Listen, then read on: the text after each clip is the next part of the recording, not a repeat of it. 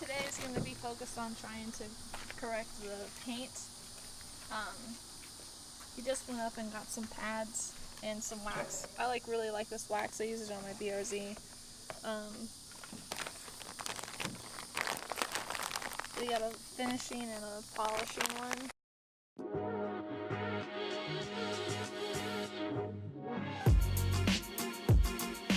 Tyler's just going panel by panel since it's been raining a lot. He'll wash it with Dawn soap and then clay bar it. And then hit it with the buffer. And then you gotta wipe it all off. Wow.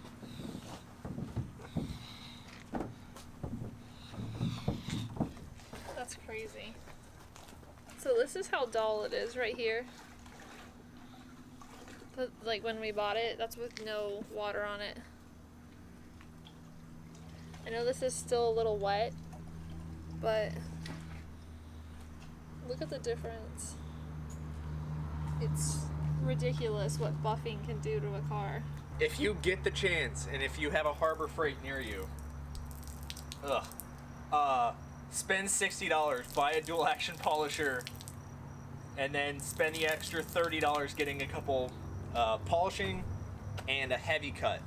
Start with the polishing, and if that doesn't work, go to a heavy, but this is totally worth it.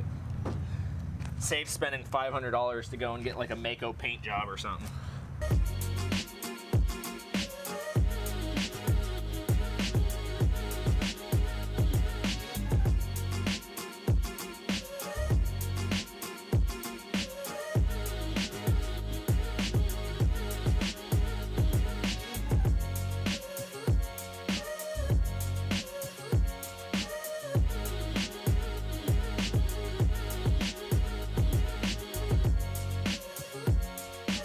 The idle problem that we were having,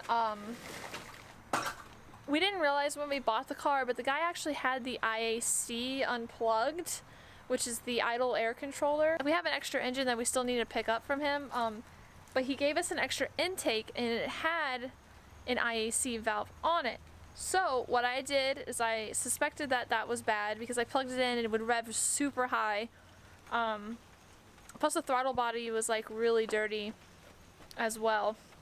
So I took the whole throttle body off, which is only 4 bolts, super simple, and went ahead and swapped the IACs and cleaned the throttle body up, and it seems to be running just fine now, idling perfect. I did notice on the old one that it was like really gunky. So this is the old one that I pulled off, and you can see it's like really gunky and like just kind of gross.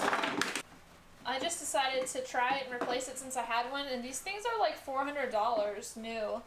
So I'm very glad that I had an extra one. Another thing we did is we got ahead and put brand new spark plugs in. I did notice that one of the boots was torn a little bit. It doesn't seem to affect it, but we might invest in getting some spark plug wires as well. Leaks right here where this little towel is, and it drips down from the antenna. Now to tighten it, I've had to get like some vice grips on here and tighten it up, and it's still a little loose, so I'm gonna have to try and tighten it up more. And then a major leaking problem is the taillight gasket. I've gone ahead and ordered some. I just ordered both, but this one pours the water in, and I'm like not even joking. It's terrible. So we've had 3 leaks in the trunk itself that we've pegged down. I replaced the water neck thermostat and gasket, but it is still leaking. So what I'm gonna do is take it back out again, and kind of like I did on my Jeep, I'm gonna RTV that thermostat in place, and then also RTV around the gasket as well, because I just don't think it's getting a good enough seal, and it looks like they busted a bolt out before, and so they put a stud in, and I think that's another issue of it not sealing properly. I ran some new windshield wiper, the fluid tubing, ran it all the way up. Looks really nice. I did that on my 90, but I'm not going to be running any of this on my SR Miata. So Because catch can. I just pulled this off mine and put it on here. We did pick up some windshield wipers, and I'm going to be painting the arms flat black like I did on mine as well. The sun visor's back in. Also put a new upper rubber shifter boot underneath below because there was a lot of heat getting into the car, and I believe that is why.